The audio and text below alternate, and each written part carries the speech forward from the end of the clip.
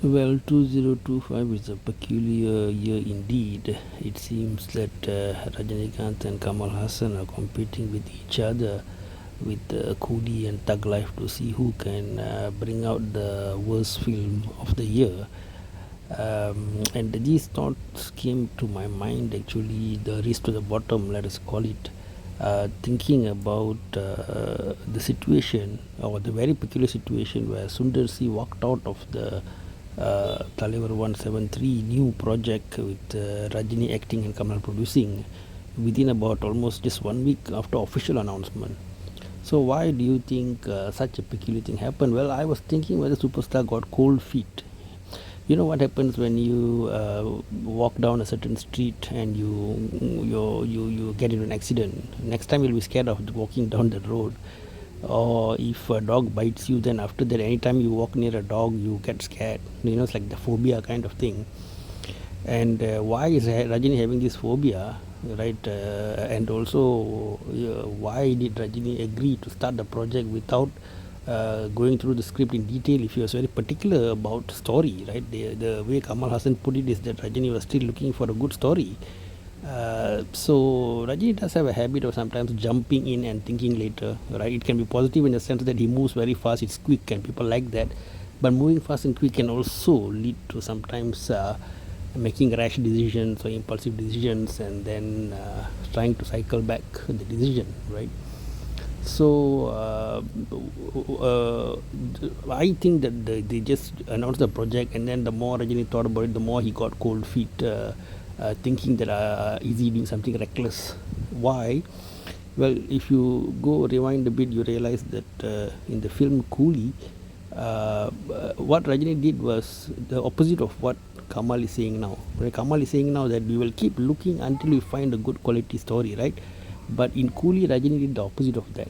Rajini was trying to chase the trend, follow the fashion. So Loki was the in-trend director at that time. Although the fact that inside that film, Leo itself, there was worrying signs of casually written screenplay and unsatisfactory second half and weird ideas like human sacrifice and so on and so forth. But the momentum was still there, the hype was there, and the biggest of all, the business was there. Because what businessmen calculate is, if two people combine, what is the fever pitch that it creates among the masses. And their business calculation was not wrong, because for the most part, for the first 4 days, Coolie, the pre-booking itself did huge business. So the business part was right, but the art part or the neatness of the work part was totally gone, right? So the trend that started in Leo only became magnified in Coolie. You can call it arrogance, carelessness, the fact that he was a Kamal fanboy, or you can give a long list of theories. But that's what happened, right? If you listen to Lokesh Kanagaraj's interview, initially he wanted to put Rajini as the villain. All right, okay, maybe Lokesh wanted to totally finish Rajini off, right, for Kamal.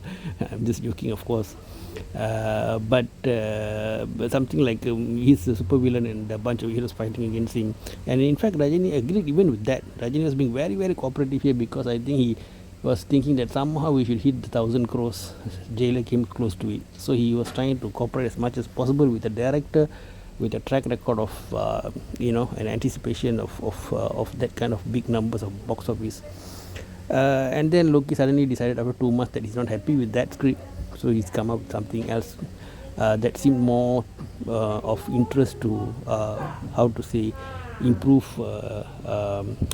Kamal daughter's Shruti Hassan's career, because the whole film Coolie centered around her, which is just a simple gangster story centered around Shruti Hassan. We put in some stars and God knows why shooting done in Thailand and so on. So it's like a very haphazard, random story, which also Rajini agreed to again, because he was following the trend, right? I never really particularly liked Rajini following the trend, although sometimes they've given him great results. Those films where Rajini does a lot of heavy homework rather than just following the trend. For example, Chandramukhi, he went and watched it in a theatre with the crowd put himself some makeup and all in hidden way. He saw that it was a hit in many other states, and he felt he could polish it. He waited until Vadivelu's dates were acceptable, available. So he really had the motivation to give a hit. And also in Jailer, because Jailer he was very anxious because Nelson also coming off like a flop, and Rajini also was from Annathe and so on. So he also pushed hard and got the milk the best thing that he could. But in this movie, what do you call it, Coolie, he let, because he's coming off the success of Jailer, right?